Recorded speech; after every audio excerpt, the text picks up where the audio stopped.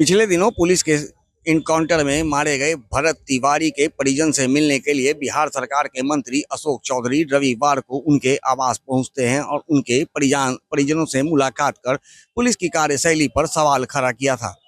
इसके साथ ही बिहार राजधानी पटना के बांकीपुर में होने वाले उपचुनाव पर प्रशांत किशोर की उम्मीदवारी को लेकर के और 15 जुलाई को पटना में राहुल गांधी के आगमन को लेकर के बिहार सरकार के मंत्री श्रवण कुमार ने तंज कसा है। इस पूरे मामले को लेकर क्या कुछ कहते नजर आ रहे हैं बिहार सरकार के मंत्री श्रवण कुमार, पहले वो सुनिए। किसी की व्यक्तिगत राय है, किसी घटना में संवेदना व्यक्त करने के लिए, तो संवेदना व्यक्त करने के लिए गए हैं। तो ये बटा हुआ का कहाँ सवाल है। सरकार का निर्णय अलग है कि ये जो घटना हुई है बहुत दुखद है और उस घटना की न्यायिक जांच हो रही है और हाई कोर्ट के रिटायर्ड जज, अवकाश प्राप्त जज से कराई जा रही है। और जब जांच होकर के पूरी बात छन के सामने आएगी, रिपोर्ट आएगी और रिपोर्ट आने के बाद जो भी इसमें संलिप्त होंगे, जो भी दोषी होंगे, किसी भी हालत में नहीं बचेंगे। नहीं, आप लोग उतार रहे हैं, जितने टेलीविजन वाले हैं ना, वो उनको उतारने में लगे हैं और विधानसभा के चुनाव में भी उतार रहे थे और सोशल मीडिया और जितना प्रिंट मीडिया और जितना इलेक्ट्रॉनिक मीडिया इतना जबरदस्त तरीके से उनको उतारे कि जीरो पर आउट कर दिया बिहार की जनता ने। और फिर आप लोग उतार रहे हैं, अब नीचे से भी फर्स्ट करा दीजिएगा इस बार उनको। इस संदर्भ में आप संबंधित मंत्री पंचायती राज विभाग से पूछिएगा, बढ़िया से जानकारी मिलेगी।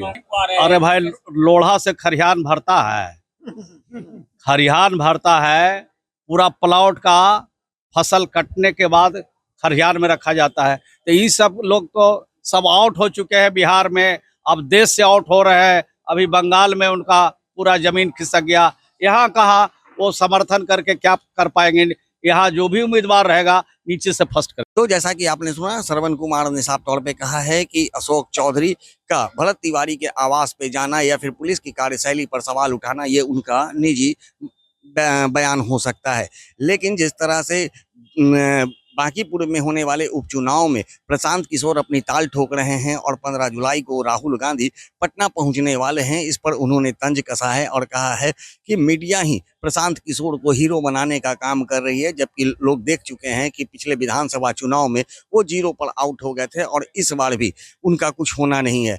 साथ ही उन्होंने राहुल गांधी पर तंज कसा है और कहा है कि राहुल गांधी को पहले अपनी जमीर खोजनी चाहिए।